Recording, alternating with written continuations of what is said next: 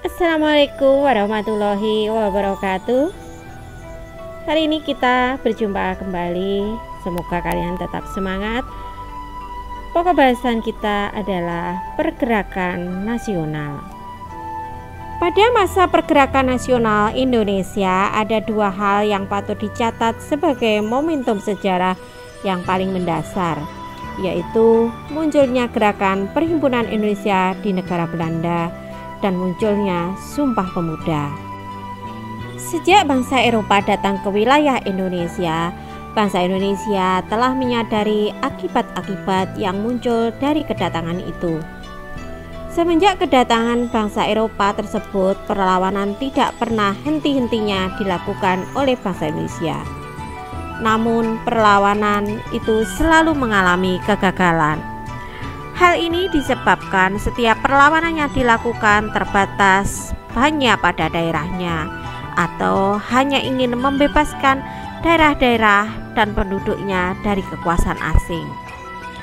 Dengan keadaan seperti ini, bangsa asing dapat lebih mudah untuk menguasai. Sejak akhir abad ke-19 dan awal abad ke-20, telah muncul benih-benih nasionalisme pada bangsa Indonesia. Munculnya gerakan nasionalisme itu tidak terlepas dari pengaruh yang datang dari dalam maupun dari luar. Ciri-ciri perlawanan sebelum abad ke-20 yaitu perlawanan bersifat lokal, tidak menggunakan organisasi, dipimpin oleh masyarakat yang disegani, mengutamakan kekuatan senjata, dan mudah dipecah belah karena kurangnya koordinasi. Faktor pendorong lahirnya organisasi pergerakan nasional Indonesia. Faktor pendorongnya ada faktor internal dan faktor eksternal.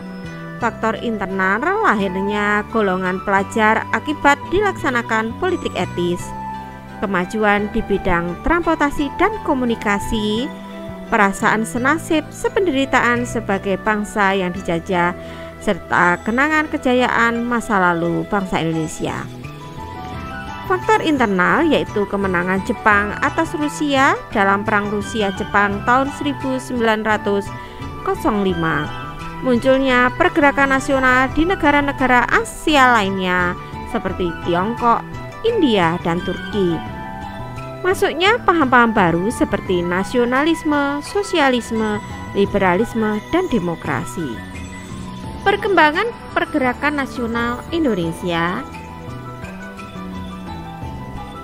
diawali dengan organisasi Budi Utomo.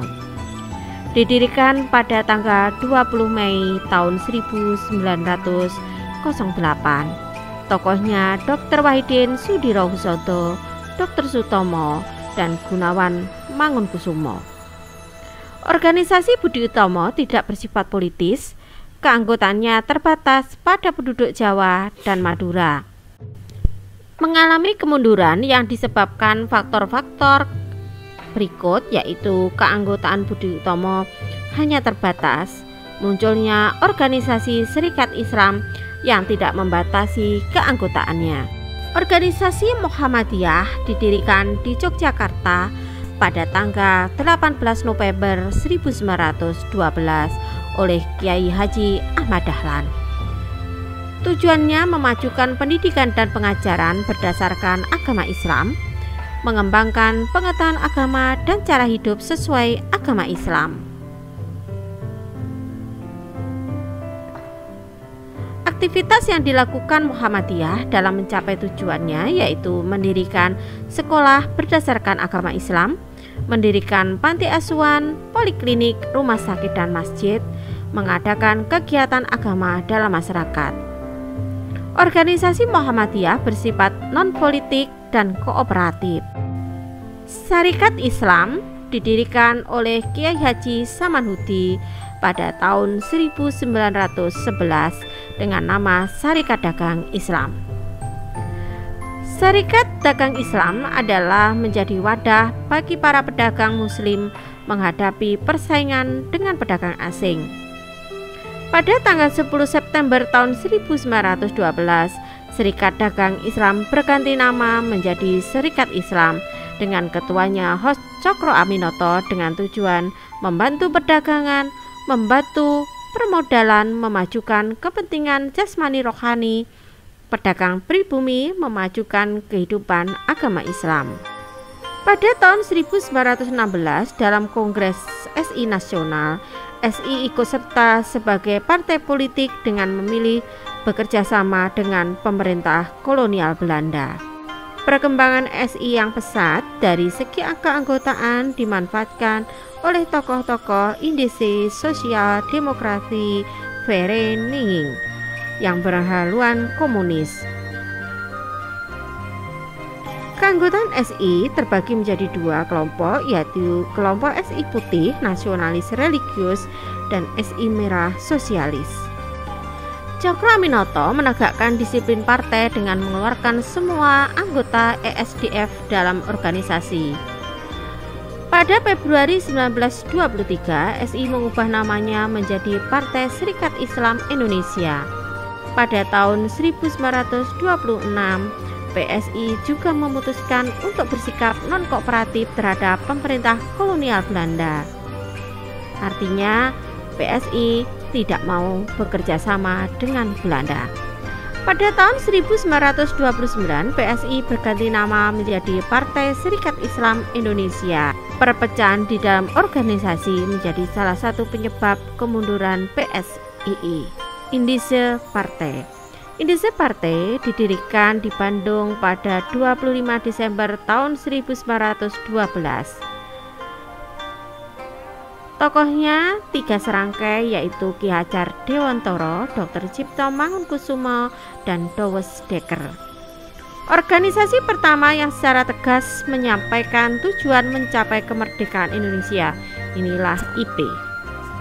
Semboyan-semboyannya adalah Indi for Indiers, Hindia atau Indonesia untuk orang Hindia, Indise Los Van Holland, India bebas dari Belanda, dan Indise Nasionalis, nasionalisme Hindia.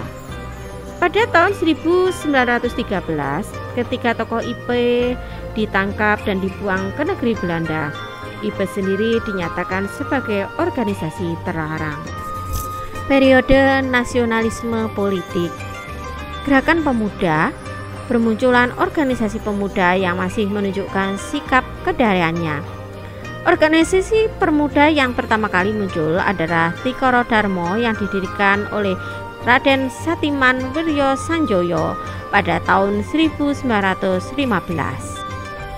Selanjutnya gerakan pemuda ini berganti nama menjadi Zong Zapa. Selain Zong Zapa, organisasi pemuda lainnya adalah Zong Sumatera, Zong Ambon, Zong Minahasa, dan Zong Celebes. Pada Kongres Pemuda II tanggal 27 sampai 28 Oktober tahun 1928 menghasilkan Sumpah Pemuda. Gerakan perempuan ditandai dengan munculnya Raden Ajeng Kartini yang memperjuangkan emansipasi wanita. Selain Kartini, ada Dewi Sartika yang membentuk sekolah istri di Bandung. Pada tanggal 25 sampai 28 Desember tahun 1928 diadakan Kongres Perempuan Indonesia pertama di Yogyakarta.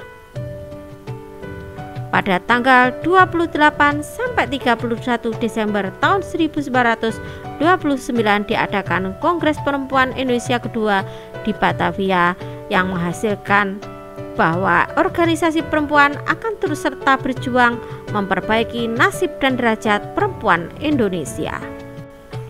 Periode radikal ini dipengaruhi oleh Revolusi Rusia tahun 1917, munculnya pernyataan Presiden Amerika Serikat, tidak terwujudnya janji November yang pernah diucapkan Gubernur Jenderal Johann Paul van Limburg Stirum. Adanya perubahan dalam peraturan Rekenering Reglemen pasal 11, penggunaan kata Indonesia yang menjadi identitas kebangsaan. Video ini diawali dengan munculnya Perhimpunan Indonesia. Pada awalnya Perhimpunan Indonesia bernama Indische Vereniging didirikan di negeri Belanda pada tahun 1908. pada tahun 1925 mengganti nama menjadi Perhimpunan Indonesia dengan Dr. Andes Muhammad Hatta sebagai ketuanya. Kegiatan Perhimpunan Indonesia ini diisi dengan upaya propaganda melalui majalah Hindia Putra yang kemudian dikenal menjadi Indonesia Merdeka. Perhimpunan Indonesia didirikan pada tahun 1927 oleh Insinyur Soekarno, memiliki asas menolong diri sendiri, non-kooperatif, yang artinya tidak mau bekerja sama dengan Belanda, dan marhainisme, menghapus kemiskinan.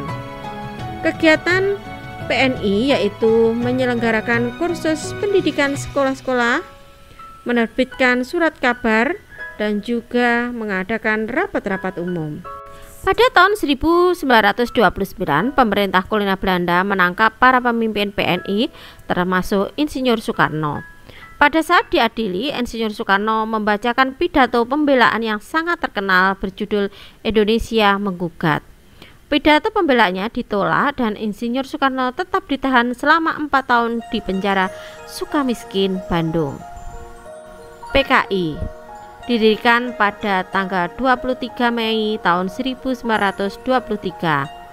Awalnya bernama Indische Sosial Demokratische Vereniging yang didirikan pada tahun 1914.